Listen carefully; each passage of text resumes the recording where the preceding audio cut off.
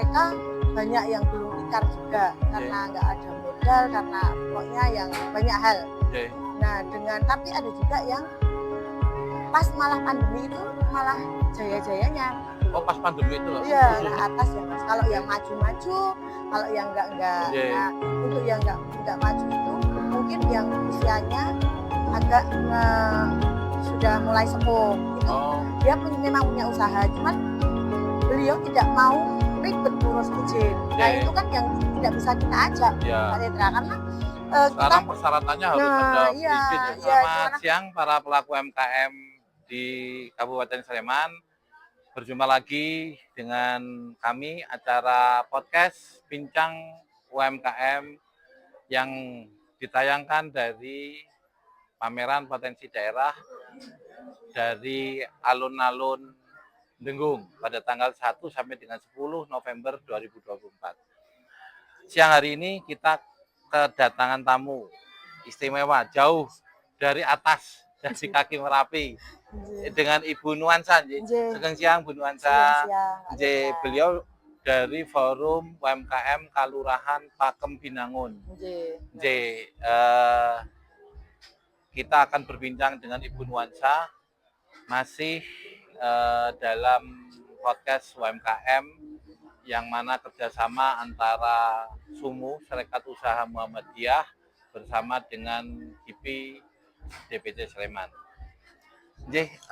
Ibu Nuansa, dan Sewu, ini saat ini kan UMKM lagi giat-giatnya ya Bu, setelah kemarin pandemi. Nah menika kira-kira boleh diceritakan sedikit untuk kondisi UMKM di tempat panjenengan di Pakem Binangun kados pundi ngaten? Oh ngaten nggih. Matur nuwun Pak Tetra. Kalau di Pakem Binangun sendiri itu kan terbentuk UMKM, pengurus UMKM itu juga belum lama ya. Sudah lama cuman vakum karena pandemi itu. Nah memang semua waktu pandemi itu memang dikeluhkan para pelaku usaha. Nah, mereka banyak yang gulung tikar juga karena nggak ada modal, karena pokoknya yang banyak hal. Nah tapi ada juga yang pas malah pandemi itu malah jaya-jayanya begitu loh. Oh pas pandemi itu iya. Khususnya bidang apa itu? Iya bidang makanan siap saji khususnya. Siap saji. Iya karena mungkin banyak pesanan terus untuk diantar ke yang kena COVID. Iya, jadi pesanan nanti diantarkan ke yang kena COVID itu. Jadi mungkin malah itu yang makanan siap saji kita yang lagi naik daun malah ya. Dan itu banyak pelaku UMKM di wilayah panjenengan. Ya sebagian besar kalau di persentase ya kalau di Pakem Binangun itu kalau makanan siap saji itu mungkin 40% 50% lah. Oh baik. Jadi tapi setelah pandemi ini juga progresnya meningkat atau gimana Ibu? Bisa dibilang seperti itu untuk makanan untuk setelah pandemi ini untuk makanan yang camilan yang itu bertahan agak lama itu progresnya lumayan. Ada perkembangan peningkatan baik. Nah Ibu Nuansa non Persaugi untuk di Pakem Binangun itu UMKM kan biasanya ada beberapa kendala-kendala yang dihadapi, baik modal, terus pemasaran, perizinan, produk. Nah, yang paling menonjol di tempat panjenengan untuk kendala apa Bu? Mungkin di tempat saya itu karena di daerah atas ya Mas. Kalau yang maju-maju, kalau yang enggak. Nah, untuk yang enggak maju itu mungkin yang usianya agak sudah mulai sepuh. Itu dia memang punya usaha, cuman beliau tidak mau ribet ngurus izin. Nah, itu kan yang tidak bisa kita ajak Pak Tetra, karena sekarang persyaratannya harus ada izin ya. Iya, itu karena wes wong aku tak dol ngene payu. Nah, itu yang menjadi satu kendala untuk pengurus Forkomnya itu seperti itu. Terus nanti saat saya melakukan itu pendataan. Nanti wes Mbak rasa wae, rasa didata wong ngene iku tak dol ngene ya payu. rekane mau saya ajak ayo kita bareng-bareng.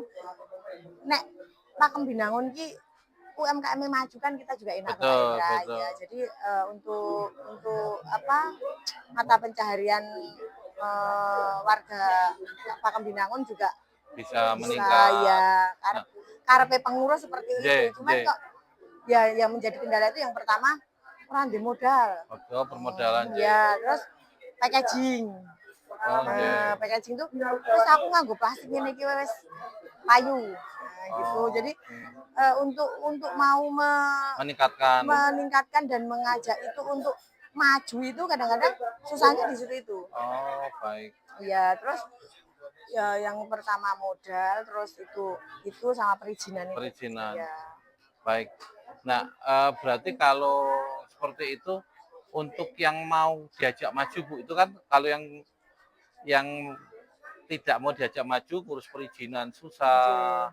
Terus mereka juga modal kendala. Nah, bagi yang sudah punya perizinan sudah lengkap, apa ada kendala lain? Pemasaran nggak ada masalah ya? Pemasaran sepertinya mereka sudah punya pasaran masing-masing, Mbak Tera.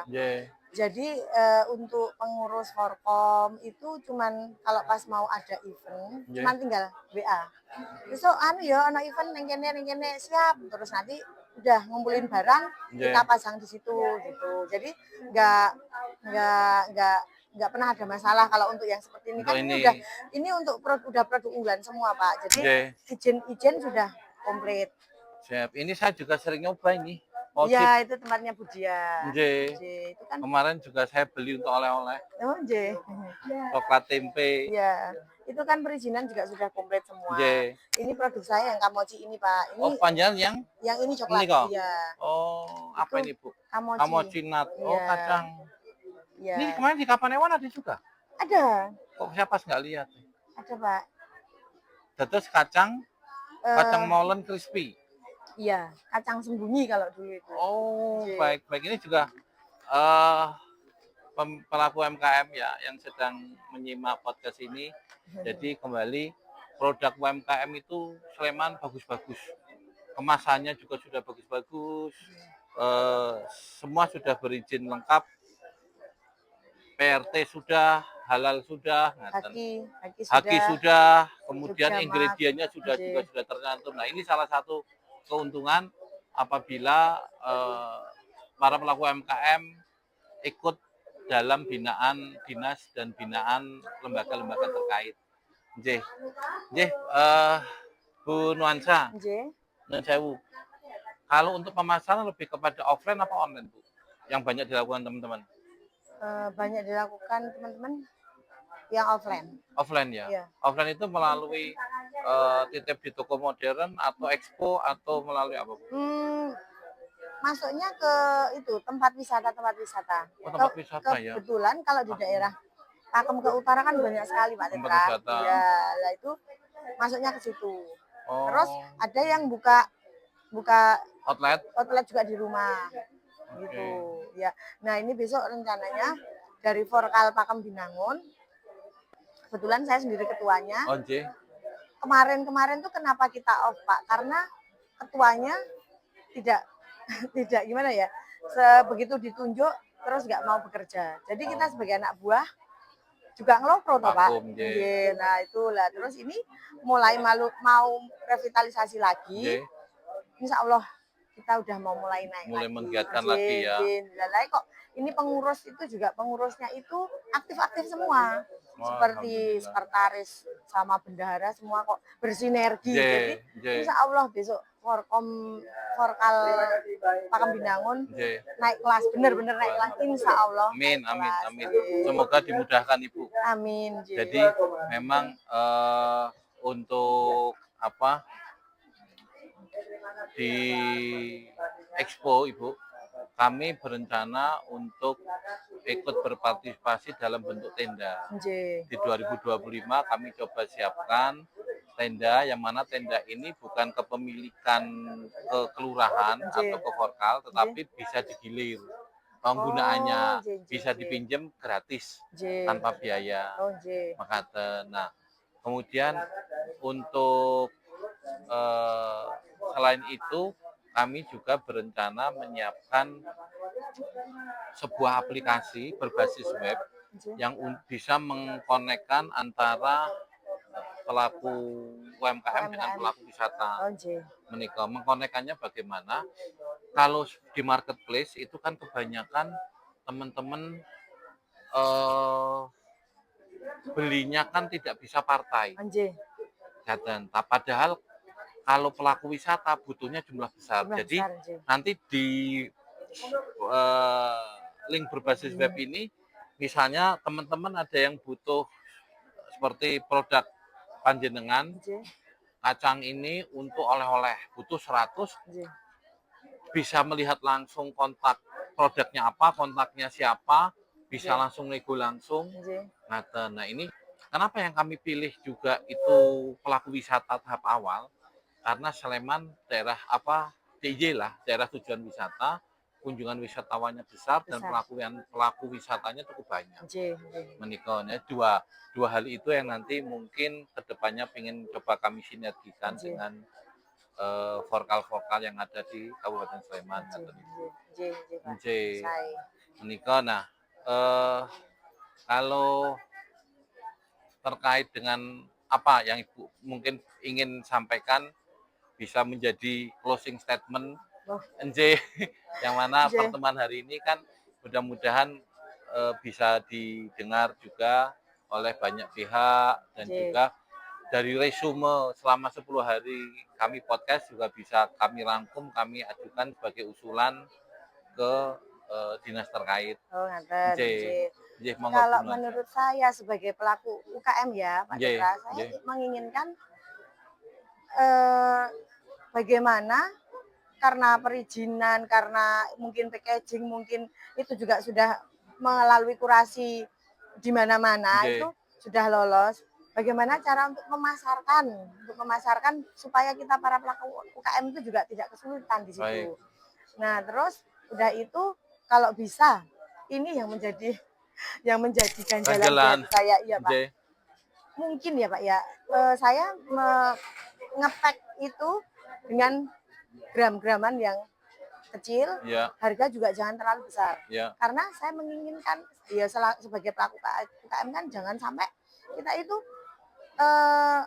duit mandek gitu loh. Nah, pengennya muter terus, udah saya kasih gram sedikit, terus kita juga dengan harga yang murah. Tapi setelah saya setor di tempat wisata, kenapa bisa 3 kali lipat? Mohon maaf, tempat wisata itu toko oleh-oleh atau apa Bu? Sekarang di tempat wisata daerah Pakem, Kaliurang itu banyak sudah membuka outlet untuk UMKM. Iya, jadi semua pada tapi harganya yang luar biasa Pak, luar biasa. Makanya bagaimana saya bisa menyampaikan kalau saya tidak ada. Nah, mungkin kalau dengan cara seperti ini kan mungkin kalau saya menyampaikan langsung kan nggak mungkin Pak, karena itu sudah kebijakan dari manajemennya itu sendiri lah. Nah, kalau saya biar kita semua sama-sama jalan lah, maksudnya ya kita ambil untung, kita boleh monggo, orang jualan itu memang nyari untung. Tapi kalau mosok saya waktu itu setor dengan harga 15.000. Sudah di situ di salah satu toko itu, salah satu tempat wisata 15.000 jadi 32.500. Luar biasa itu, beli 2 sudah dapat 2 toh Pak? Iya, udah dapat 2. Nah, bolehlah monggo mencari untung, cuman ya memikirkan kita rakyat bawah begitu Pak Teta. Karena dengan jadi harganya segitu mempengaruhi terhadap jumlah penjualan ya Bu? Betul sekali. Saya biasanya kalau bukan ya reseller bolehlah masuk ya. Saya nggak jual reseller, saya jual di person gitu. Kalau ada yang datang beli, saya jual 10.000. Mungkin dari saya kan 8,5 Pak. Ya jual 10.000 kalau monggo. Tapi kalau di luar paling tidaklah 15.000 itu sudah terlalu mahal ya. Sudah terlalu mahal sekali. Sudah wajar. Jangan sampai ke 25 ke atas itu. Jadi kan nanti saya setor 30, harusnya itu tuh cepet banget lakunya. Cuman laku 5, laku 7, begitu kan? Karena jadi susah Pak kita kendala Pak. Di harga ya. Iya. Dan khawatirnya nanti terus yang beli njuk kapok, wah Nah, istilahnya orang kan sekarang sudah membandingkan harga semene rasioning ini worth it nggak nah, sih? makanya itu. Gitu. Nah, dan juga memang untuk kita di pusat oleh-oleh itu pot seperti ini kita memang menarik ya Pak ya. Ya, Cuman setelah saya tawarkan di supermarket besar tidak diterima seperti ini Pak. kenapa Ibu? Karena dari manajemen sendiri bilang tidak mau sampai ada orang mengira membeli kucing dalam karung. Karena nggak kelihatan. Iya, betul. Oh, Kalau mau setor di supermarket marketnya, saya, iya. harusnya di anu aja Mbak, di plastik putih biar tahu isinya seberapa beratnya, terus itu tuh bentuknya bagaimana, rasanya bagaimana. Oke. Nah, sedangkan di satu sisi kita harus dituntut untuk pakai packaging yang bagus. Oke. Nah, jadi kan itu juga Ya, ya. merupakan suatu kendala, Pak. Makanya saya sempat down kemarin itu. Saya udah semangat 45 untuk membangun bisnis J, saya yang J. tak rintis dari sedikit demi sedikit. Saya pesen pouch dulu nyicil. J. Setelah jadi pouch 1.000 itu kan nggak banyak Ya, nggak sedikit nggak Pak. sedikit betul. Ternyata dibatasi ada yang tidak mau menerima J. Iya, Siap, makanya siap. terus saya down sampai suami saya, karepmu piye? Kuwi wis mbok tuku kaya ngono kuwi Ya, karepmu ya piye? Bu. Katanya Siap, begitu. siap. Ya. Iyalah, mudah-mudahan nanti kedepannya kita bisa diskusi lagi J, dan keluh kesah dari Forkal Panjenengan bisa kami sampaikan ke pihak J, terkait. J, ini matur nuwun sudah rawuh, mohon maaf karena terbatasnya waktu. Kami harus podcast untuk 86 kelurahan. Oh, J dibagi jadi 10 hari toh Bu. J, terima kasih Ibu Nuansa dari Forum Kalurahan Pakembinangun. J atas rawuhnya. Mudah-mudahan bermanfaat. Salam untuk rekan-rekan di Pakembinangun. J, Pak Indra, nanti insya Allah saya sampaikan. Siap, matur nuwun. J ya, pelaku UMKM yang ada di Kabupaten Sleman. Sampai di sini untuk podcast kita bersama Ibu Nuansa dari Forum UMKM Kalurahan Pakembinangun. Kita berjumpa lagi di podcast bersama pelaku UMKM di kelurahan-kelurahan yang lain di Kabupaten Sleman. Saya Tetra Budiarta undur diri. Assalamualaikum warahmatullahi wabarakatuh. Waalaikumsalam.